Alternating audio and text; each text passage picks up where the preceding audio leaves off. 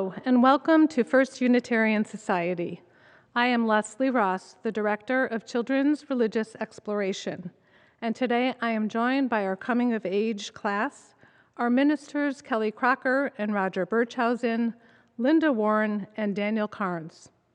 Heather Thorpe and Coming of Age alumnus Emmett Tom will lead us in our hymns. Spending most of the year's meetings on Zoom certainly presented its challenges, but our Coming of Age participants and facilitators held fast to their purpose, marking this transitional time in the lives of our youth with meaning and substance. Each week, they embodied our fourth UU principle, a free and responsible search for truth and meaning, as they explored issues of personal and religious identity and the role of external forces on the developing sense of self. The year culminates in today's worship service, where each teen presents their "This I Believe" statement. This I Believe is an international program that engages people in writing and sharing essays that describe a core value that guides their daily lives.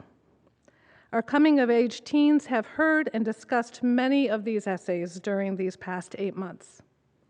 They then set themselves down to write their own essays to share at today's worship service. We hope you enjoy the wisdom, the creativity, unique perspectives that they share with you today. We are so very proud of their accomplishments, their growth, and their courage. We are also so very glad that you are joining us virtually, and we hope you will join us for our virtual coffee hour immediately following today's service. The link to join us can be found on the homepage of our website, fusmadison.org.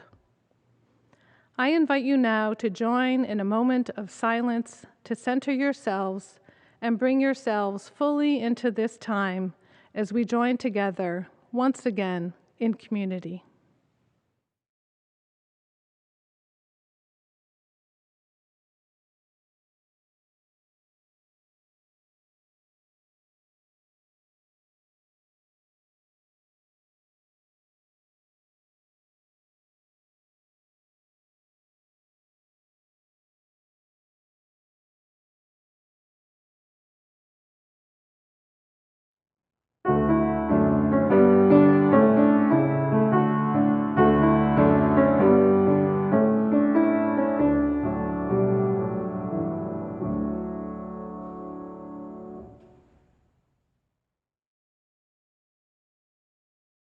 Be it real or metaphor, whatever is in your backpack, or your briefcase, or the purse that you've brought into the sanctuary that is weighing you down, leave it behind.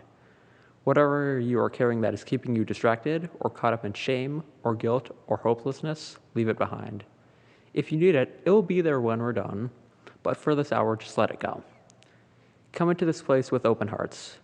Come into this place with a soul that has remembered how to be tender again. Come into this place with a renewed hope for this world. Come into this place ready to build a world we've always been worthy of and have always dreamed of.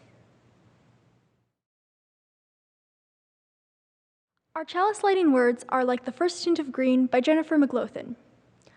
As the first tint of green begins to peek through the barren ground, as that little sprig grows into a healthy stem, as that stem grows into a stalk and forms a bud, as that bud slowly opens with each new day to form a yellow daffodil, let us be, like that first tint of green, renewed by the warmth of the sun's rays, and ready to emerge with a new energy, ready to face the day. We light this chalice to bring a glimmer of that warmth into our space.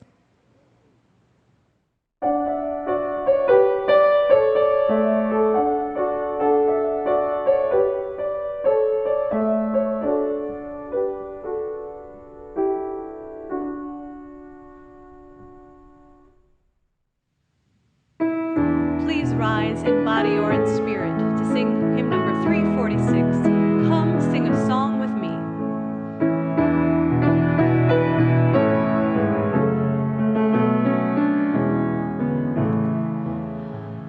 Come sing a song with me. Come sing a song with me. Come sing a song with me.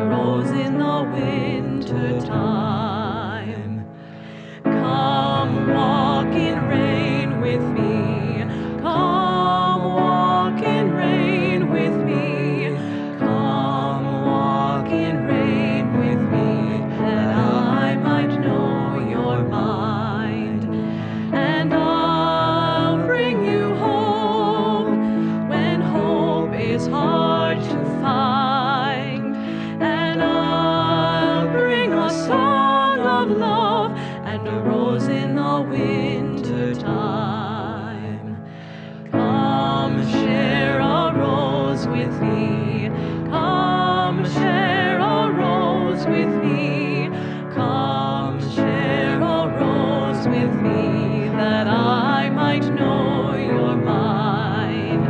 And I'll bring you home when hope is hard to find. And I'll bring a song of love and a rose in the winter time.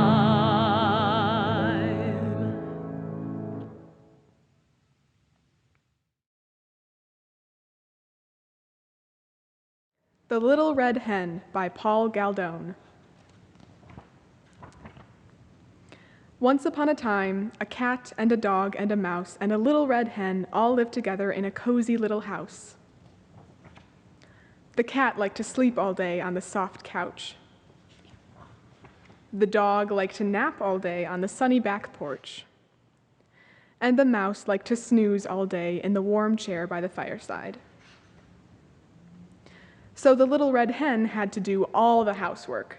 She cooked the meals and washed the dishes and made the beds. She swept the floor and washed the windows and mended the clothes. She raked the leaves and mowed the grass and hoed the garden.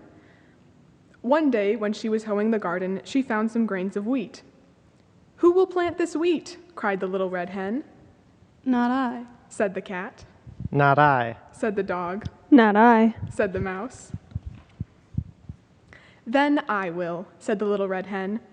And she did. Each morning the little red hen watered the wheat and pulled the weeds. Soon the wheat pushed through the ground and began to grow tall. When the wheat was ripe, the little red hen asked, "Who will cut this wheat?" Not I. Said the cat. Not I. Said the dog. Not I. Said the mouse. "Then I will," said the little red hen. And she did. When the wheat was all cut, the little red hen asked, "Now, who will take this wheat to the mill to be ground into flour?" Not I. Said the cat. Not I. Said the dog. Not I. Said the mouse. "Then I will," said the little red hen. And she did. The little red hen returned from the mill carrying a small bag of fine white flour. "Who will make a cake from this fine white flour?" asked the little red hen. Not I. Said the cat. Not I. Said the dog. Not I. Said the mouse. "Then I will," said the little red hen. And she did. She gathered sticks and made a fire in the stove. Then she took milk and sugar and eggs and butter and mixed them in a big bowl with the fine white flour. When the oven was hot, she poured the cake batter into a shining pan and put it in the oven. Soon a delicious smell filled the cozy little house. The cat got off the soft couch and strolled into the kitchen. The dog got up from the sunny back porch and came into the kitchen. The mouse jumped down from his warm chair and scampered into the kitchen. The little red hen was just taking a beautiful cake out of the oven. "Who will eat this cake?" asked the little red hen. I will. Cried the cat. I will. Cried the dog. I will. Cried the mouse. But the little red hen said, "All by myself, I planted the wheat, I tended the wheat, I cut the wheat, I took the wheat to the mill to be ground into flour. All by myself, I gathered the sticks, I built the fire, I mixed the cake, and all by myself, I am going to eat it." And so she did, to the very last crumb. After that, whenever there was work to be done, the little red hen had 3 very eager helpers.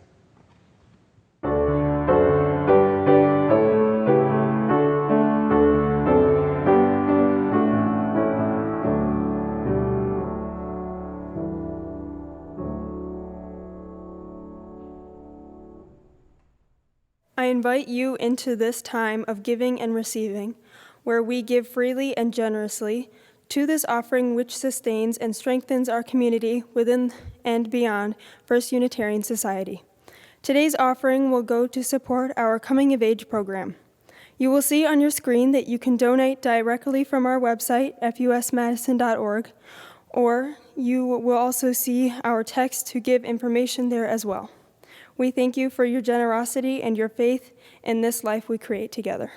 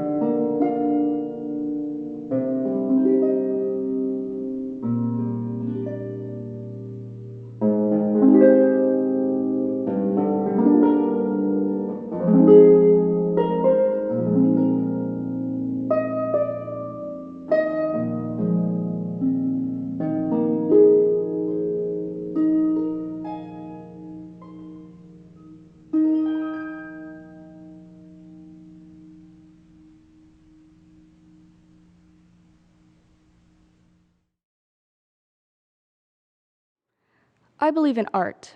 I believe that the purpose of art is to connect us, to make us question society and our beliefs. It summons our emotions and it sparks creativity. Art is the thing that holds our society together. With each stroke of a paintbrush, I am creating a story that offers others a look into my own mind.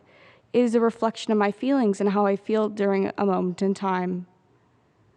When I create art, I use color to convey the mood that I am feeling. I take time to think about what I am feeling and how I can portray these emotions, using colors, shapes, and textures. The colors we use strike emotions we feel. Blue and purple can make us feel sad or anxious, and red and orange can make us feel angry or overwhelmed. Monet's Water Lilies is a perfect example of a piece of art that evokes emotion. The blue of the water evokes a calm and serene feeling, and the green of the plants evokes a feeling of new beginnings, kind of like spring. The purple and pink evoke a hopeful and loving feeling. Every person does this, whether it is consciously or not. We all attribute certain emotions to certain colors. Art is also a reflection of our society and cultures. That's why all art is different, because we are all different. I create my art as a reflection of myself and my experiences. I believe that connects me to others as well as to myself. Our society uses art to evoke emotion. It can be used to influence people's political and moral values.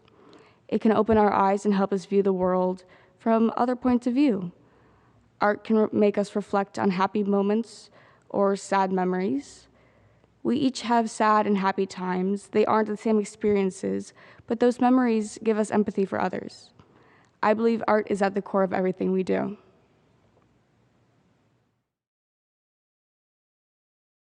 Hello, fellow Terrans. My name is Finn Hill Gorman, and this is what I believe right now. I believe that I'm a 15-year-old boy that does not know that much. I believe that beliefs are not a standstill thing, that they can change, and that you need to give them the opportunity to change. Because if you don't let them change, you're not going to ask the important questions. Asking yourself these questions is how you evolve as a human, as a person, and as an important part of society. I have my beliefs right now, and so do you, and that's a good thing. The problem is that if you don't question them at all, then society won't evolve.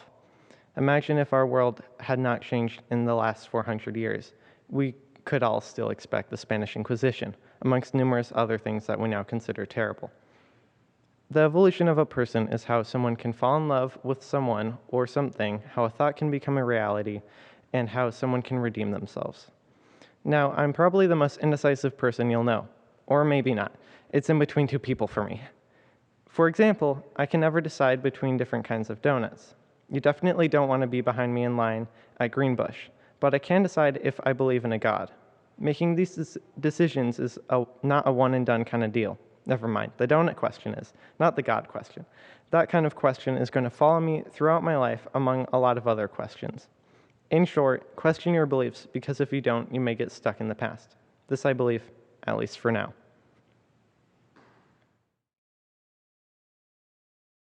What do I believe? This took me quite a while to think about, and I can't say anything for certain, so I asked myself some questions. First, do I believe in a higher power? I found some days I do, but then the bad days come and I question things. Why would a higher power let bad things happen? So in the end, no, I don't believe in a higher power, but I do believe things happen for a reason. Then I asked myself, why do bad things need to happen? Some may say they should never happen. Others may say it is the force of the devil. But I believe it is so we as a human race can learn from our mistakes, because we are always changing. Even a small mistake can teach us important lessons. We know not to eat the death cap mushroom because someone made the mistake of trying it. Although it may not seem like it, a tiny mistake has ended up saving countless lives. So I believe in change. I believe in making mistakes. But where does evil come from? Evil, I believe, comes from within us. But nobody views evil the same. Every single person has their own beliefs, their own definition of evil. As humans, we have opinions. What one considers a favor to the world, another considers disgusting. In a vegetarian's eyes, killing an animal is equal to evil. But in a hunter's eyes, they are feeding their family. In a hunter's eyes, they are doing good. So really, what is evil? Who gets to decide? Well, you do. I do. We all do. But in the end, no one. Nobody can write down every evil act, because there is no consensus, there is no rule book. Evil is the opposite of good, but I believe in evil. Why do I believe in evil? Balance. Because I believe our world needs balance. Without evil, without good, we as humanity would crumble. We need a night or we would never appreciate the day, just as we need evil to appreciate the good. So this I believe. I believe everything happens for a reason. I believe in change. I believe in making mistakes. I believe in evil. I believe in balance. Before I even started coming of age class, I knew about belief statements. All of my sisters gave theirs, so I had a general idea of how it went, and that meant during my time at FUS, it was sometimes in the back of my mind. What should I write about? I've had a lot of ideas over the years. I could talk about my childhood, my religious beliefs, global issues, mortality, my hopes for the future, and so on and so forth. It almost felt like I had too many ideas to choose from. However, there have been a lot of new things happening this year that seemed more important to talk about. Just this past weekend, I was in Bethel Horizons alone for 6 hours for the Coming of Age retreat. Although that experience didn't contain a huge moment of revelation, it did help me recognize some things about myself. When I was out in the wilderness, I had a tarp, blanket, umbrella, essentially a lot of things to make the time as comfortable as possible.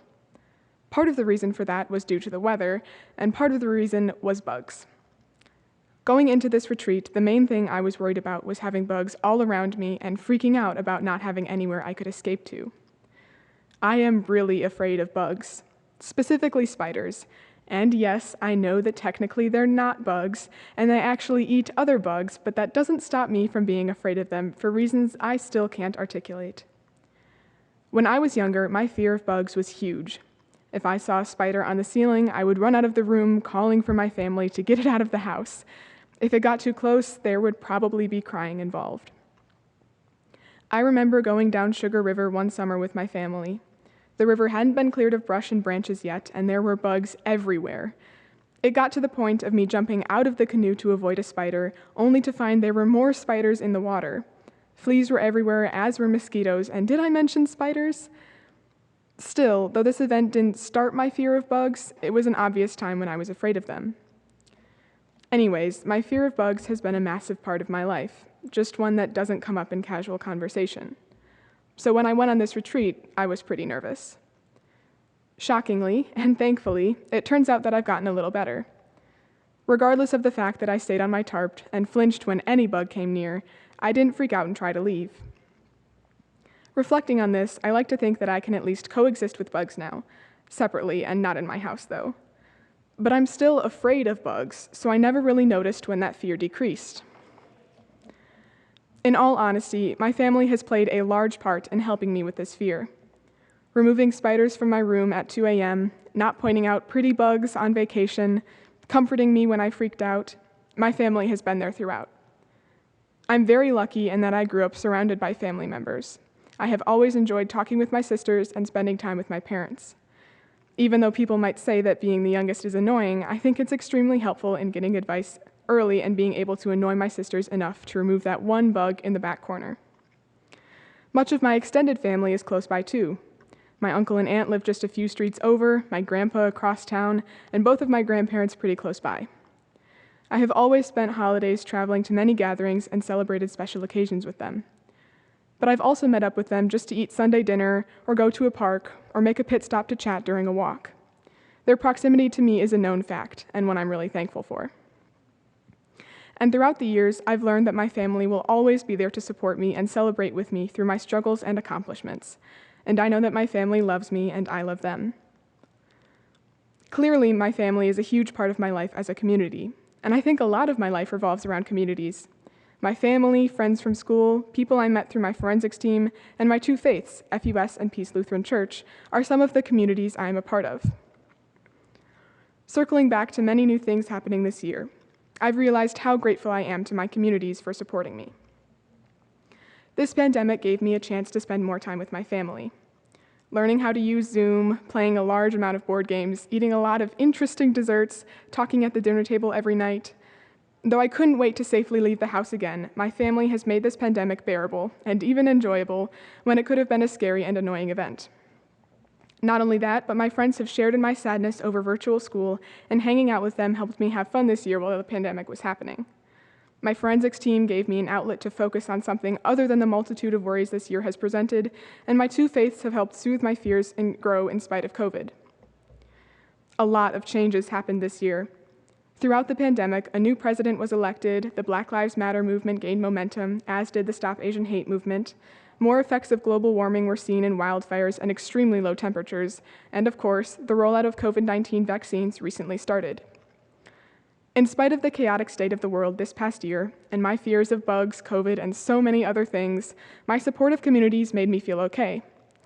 I know that my communities will continue to support me as I grow and change in the future, and I think that communities can be a source of strength and comfort for everyone. This I believe.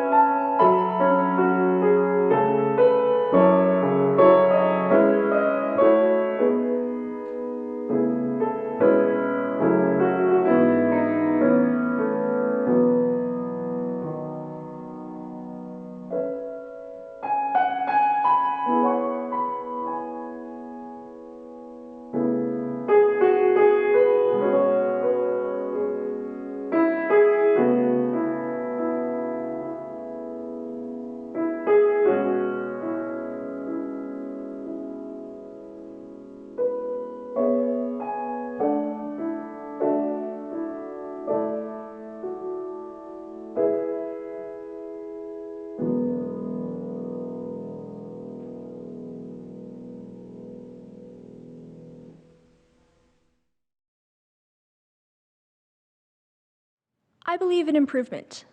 I believe in respect. I believe in taking a second look. Now, I realize I just threw 3 different topics at you, and you're probably wondering what this statement is actually about. So, what do all of these have in common? They're choices. I believe in agency. The fact that we, as human beings, can make our own choices and shape our own lives is a beautiful thing. Sure, as a child you have parents, and adults probably have bosses in work, and of course there's the law to contend with, but outside of that, you're free. You can do what you want. Amazing! The ability to make some fairly big choices from a young age has had a positive impact on my life. I mean, how many kids get to choose their own elementary school? When I was 5, I was given a choice between a school that was close by but only spoke English, and another one that was farther, but I would have the opportunity to learn Spanish.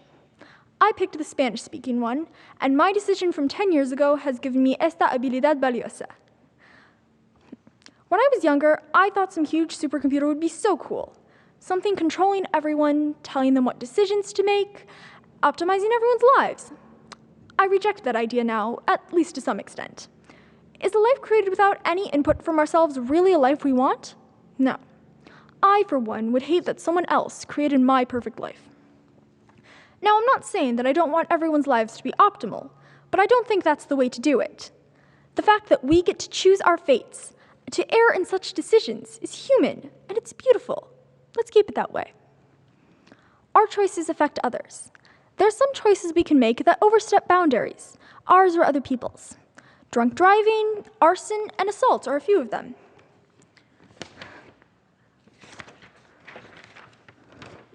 They're unethical and not to mention illegal.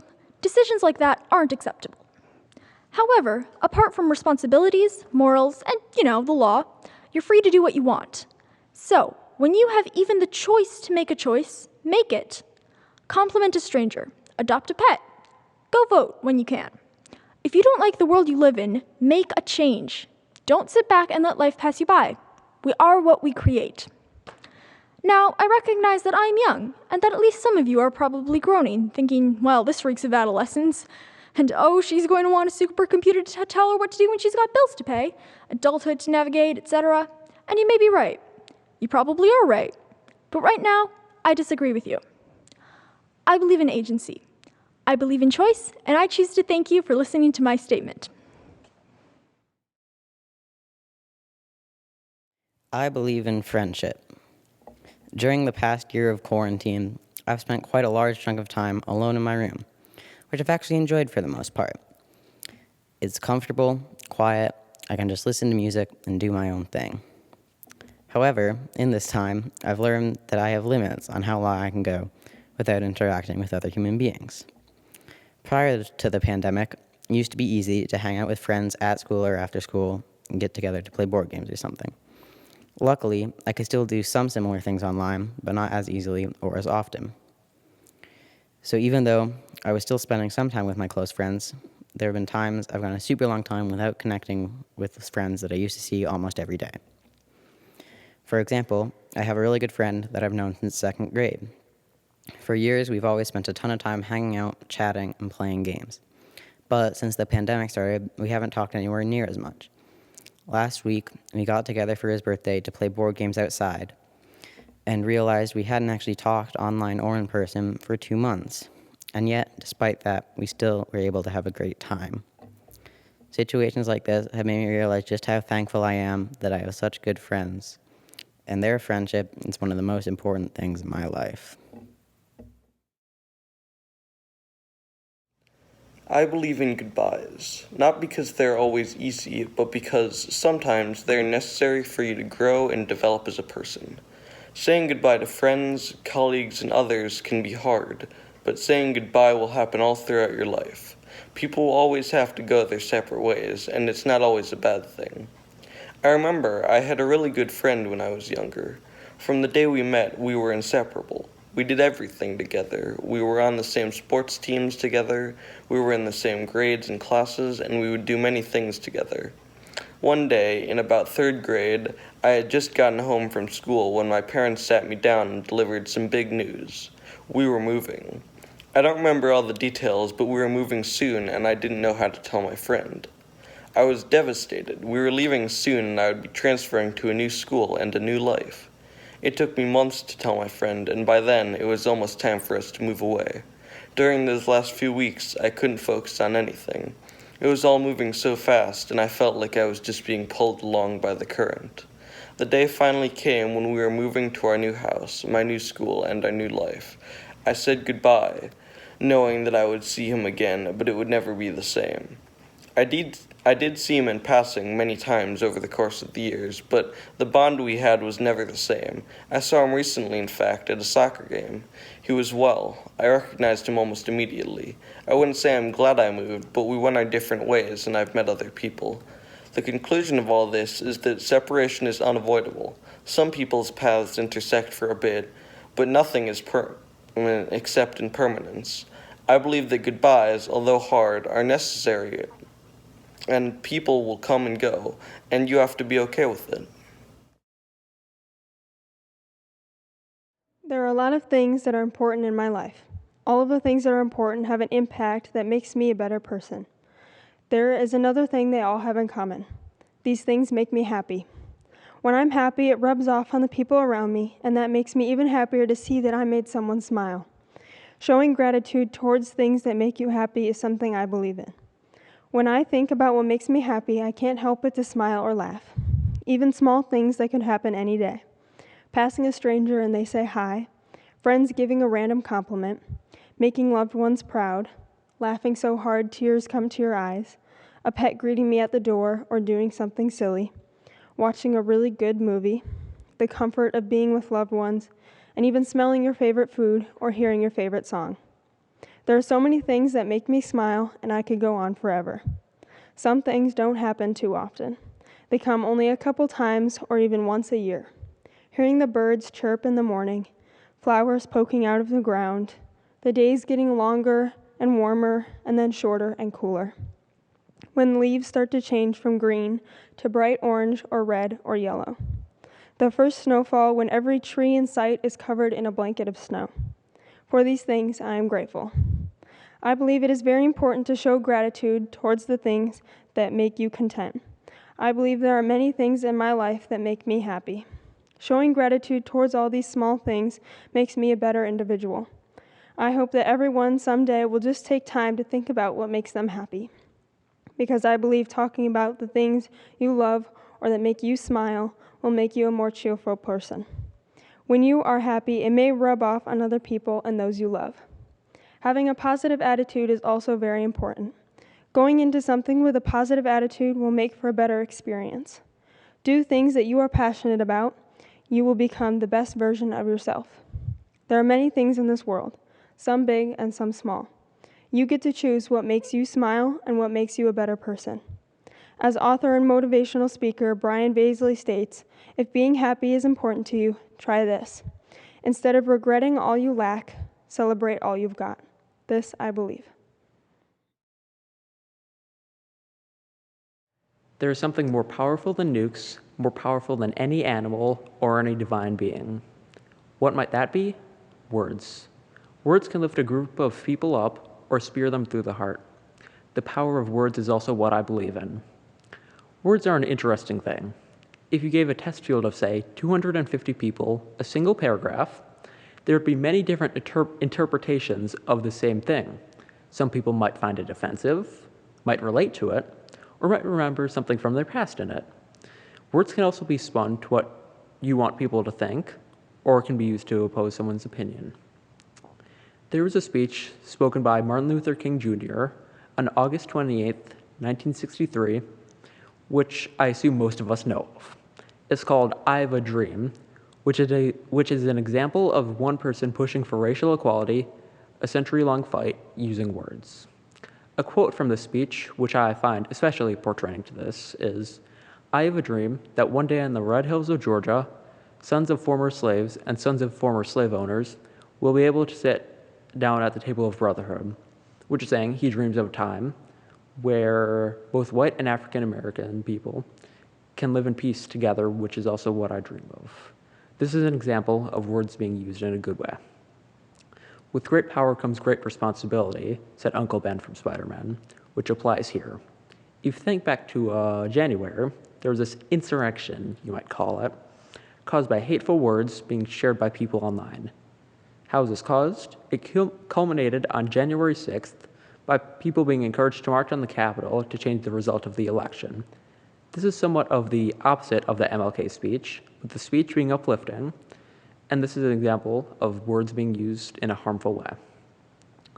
Back in the winter of 2018, I went on vacation, and over the rest of winter break, I was supposed to finish a packet of math work for my teacher at the time, Mr. Montel. I was in this giant packet people, GPP for short, where we were given big packets of work because it was like the advanced group. He was someone who challenged people, hard but respected. Since I didn't do the packet of said work, I'd have a meeting with Mr. Mattel and my mom. What he said there changed my mindset for the better. It changed my mindset from, oh, I'll do the work at the last second, to I should probably get this done before I have a test on it, which is a time words have affected me personally in a good way. What I'm trying to say, I believe in the power of an intangible thing. I believe in someone using words to empower, to fight for what they believe is right, and to set someone on a new path. I believe in the power of words.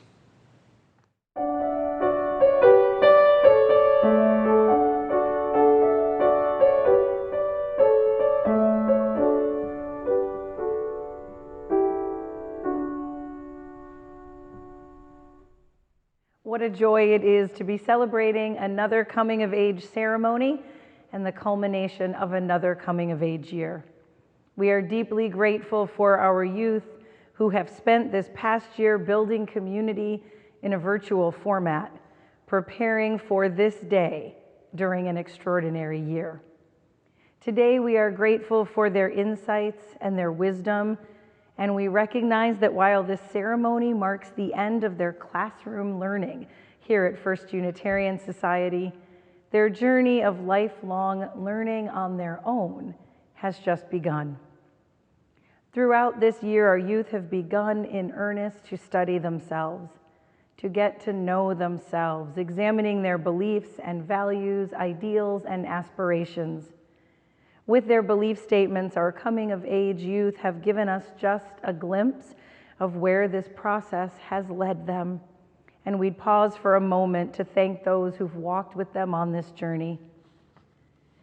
We have had adult facilitators this past year who have given our youth direction, insight, wisdom, and guidance.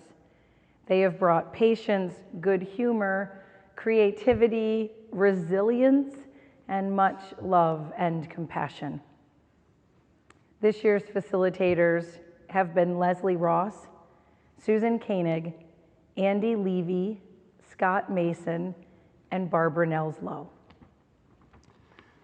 To all who are joining us today, we ask that you remember your important role in the spiritual and moral development of these youth.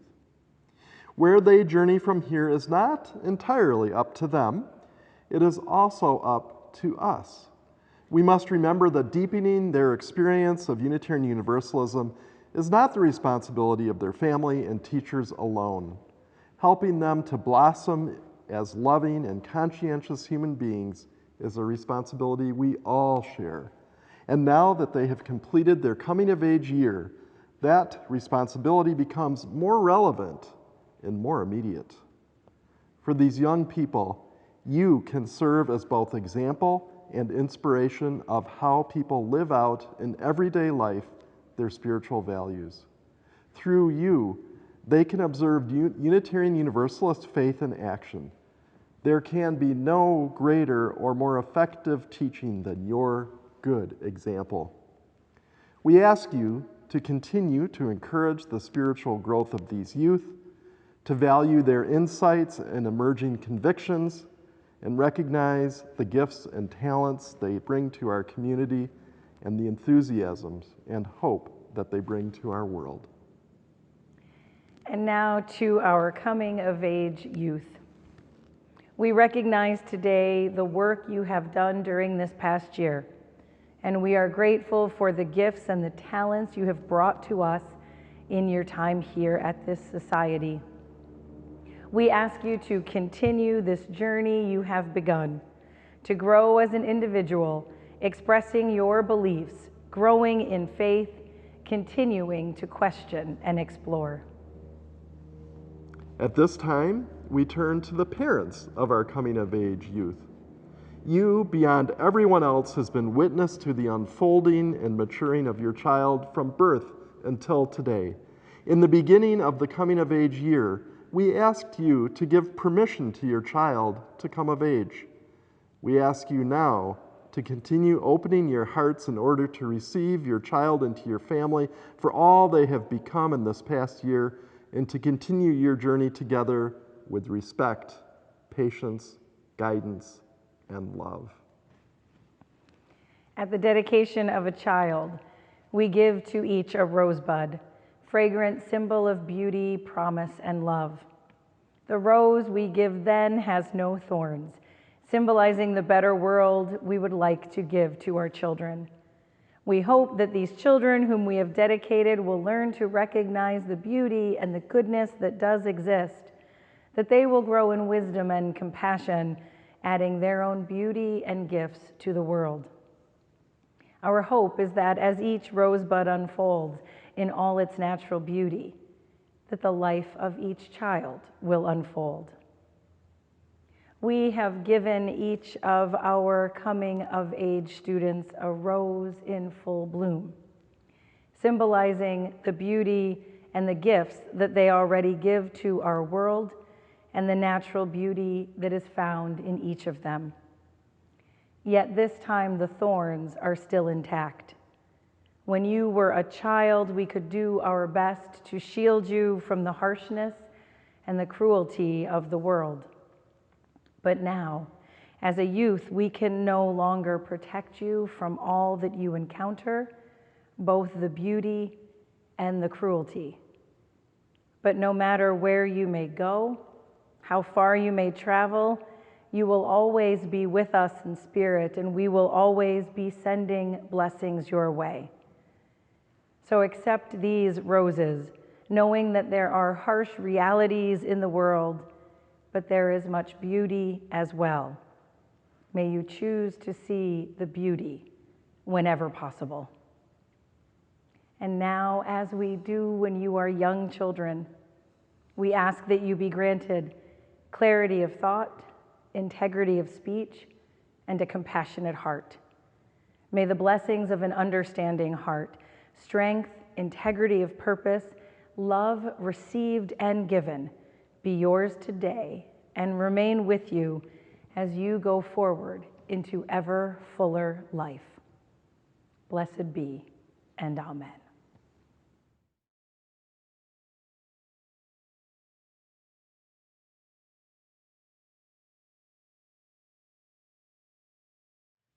Please rise in body and spirit to sing hymn number 1074, Turn the World Around. We come from the fire, living in the fire. Go back to the fire, turn the world around. We come from the water, living in the water. Go back to the water, turn the world around. We come from the mountain, living on the mountain. Go back to the mountain, turn the world around. Whoa, so is life. So is life. Whoa, so is life. So is life. Do you know who I am? Do I know who you are? See we one another clearly. Do we know who we are? Do you know who I am? Do I know who I am? See we one another clearly. Do we know who we are? See you know who I am? One another clearly. See we one another clearly. Do we know who we are? Whoa, so is life. So is life. Whoa, so is life. So is life. Water make the river, river wash the mountain, fire make the sunlight turn the world around. Heart is of the river, body is the mountain, spirit is the sunlight, turn the world around. We are of the spirit, truly of the spirit, only can the spirit turn the world around. Whoa, so is life. So is life. Whoa, so is life. So is life. Whoa, so is life. So is life. Whoa, so is life. So is life.